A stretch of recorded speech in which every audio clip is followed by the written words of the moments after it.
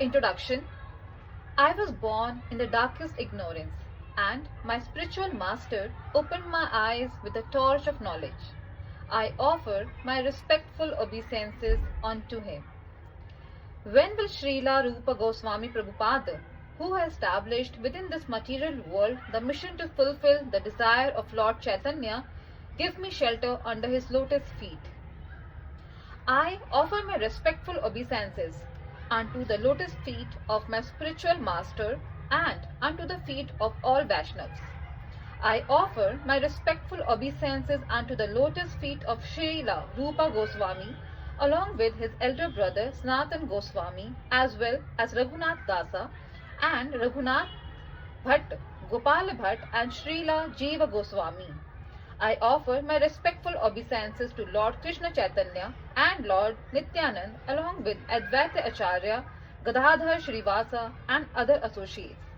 I offer my respectful obeisances to Srimati Radharani and Shri Krishna along with their associates Shri Lalita and Vishakha. O my dear Krishna, you are the friend of the distressed and the source of creation. You are the master of the gopis and the lover of Radharani. I offer my respectful obeisances unto you. I offer my respects to Radharani, whose bodily complexion is like molten gold, and who is the queen of Vrindavan. You are the daughter of King Vrishabhanu, and you are very dear to Lord Krishna. I offer my respectful obeisances unto all the Vaishnava devotees of the Lord. They can fulfill the desires of everyone, just like desired trees, and they are full of compassion for the fallen souls. I offer my obeisances to Shri Krishna Chaitanya, Prabhu Nityanand, Shri Advaita, Gadadhara, Srivasa, and all others in the line of devotion. Hare Krishna, Krishna Krishna, Hare Hare, Hare Rama, Rama Rama, Hare Hare. Bhagavad Gita is also known as Gita Upanishad. It is the essence of Vedic knowledge and one of the most important Upanishads in Vedic literature. Of course, there are many commentaries in English on the Bhagavad Gita, and one may question the necessity for another one. This present edition can be explained in the following way. Recently, an American lady asked me to recommend an English translation of Bhagavad Gita. Of course, in American, there are so many editions of Bhagavad Gita available in English, but as far as I have seen, not only in America, but also in India, none of them can be strictly said to be authoritative because in almost every one of them, the commentator has expressed his own opinions without touching the spirit of Bhagavad Gita as it is. The spirit of Bhagavad Gita is mentioned in Bhagavad Gita itself. It is just like this. If we want to take a particular medicine, then we have to follow the directions written on the label.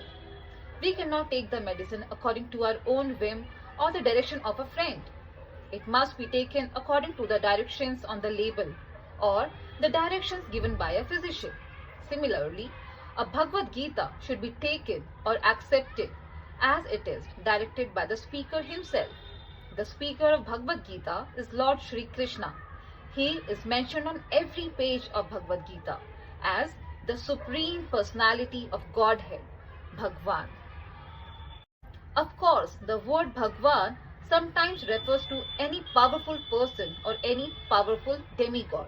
And certainly here, Bhagwan designates Lord Shri Krishna as a great authority or a personality. And certainly here, Bhagwan designates Lord Shri Krishna as a great personality. But at the same time, we should know that Lord Shri Krishna is the Supreme Personality of Godhead, as is confirmed by all the great Acharyas, spiritual masters like Shankaracharya, Ramanujacharya, Madhavacharya, Nimbarkar Swami, Sri Chaitanya Mahaprabhu and many other authorities of Vedic knowledge in India. The Lord himself also establishes himself as the Supreme Personality of Godhead in the Bhagavad Gita, and he is accepted as such in the Brahma Samhita and all the Puranas, especially the Srimad Bhagavatam, known as the Bhagavad Purana. Therefore, we should take Bhagavad Gita as it is directed by the personality of Godhead himself.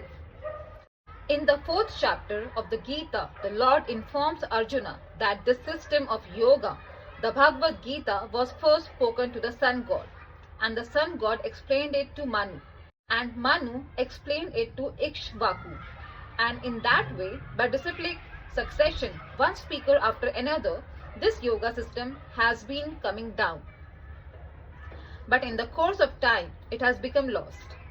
Consequently, the Lord has to speak it again, this time to Arjuna on the battlefield of Kurukshetra. He tells Arjuna that he is relating this supreme secret to him because Arjuna is his devotee and his friend. The purport of this is that Bhagavad Gita is a treaty which is specially meant for the devotee of the Lord. There are 3 classes of transcendentalists, namely the Janani, the Yogi and the Bhakti, or the impersonalist, the meditator and the devotee. Here the Lord clearly tells Arjuna that he is making him the first receiver of a new parampara, that is disciplic succession, because the old succession was broken. It was the Lord's wish, therefore, to establish another parampara in the same line of thought that was coming down from the sun god to others. And it was his wish that his teaching be distributed anew by Arjuna. He wanted Arjuna to become the authority in understanding the Bhagavad Gita. So, we see that Bhagavad Gita is instructed to Arjuna, especially because Arjuna was a devotee of the Lord, a direct student of Krishna, and his intimate friend. Therefore, Bhagavad Gita is best understood by a person who has qualities similar to Arjuna's. That is to say, he must be a devotee in a direct relationship with the Lord. As soon as one becomes a devotee of the Lord, he also has direct relationship with the Lord. That is a very elaborate subject matter, but briefly it can be stated that a devotee is in a relationship with the Supreme Personality of Godhead in one of 5 different ways. First, one may be a devotee in a passive state. Second, one may be a devotee in an active state. Third, one may be a devotee as a friend. Fourth, one may be a devotee as a parent. And fifth, one may be a devotee as a conjugal lover. Arjuna was in a relationship with the Lord as a friend. Of course, there is a gulf of difference between this friendship and the friendship found in the material world. This is transcendental friendship, which cannot be had by everyone. Of course, everyone has a particular relationship with the Lord, and that relationship is evoked by the perfection of devotional service. But in the present status of life, not only have we forgotten the Supreme Lord, but we have forgotten our eternal relationship with the Lord.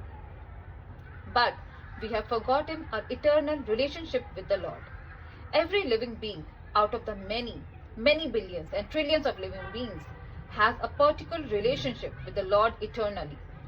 That is called Swarupa.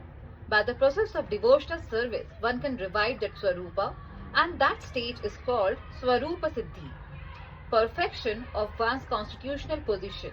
So, Arjun was a devotee and he was in touch with the Supreme Lord in friendship.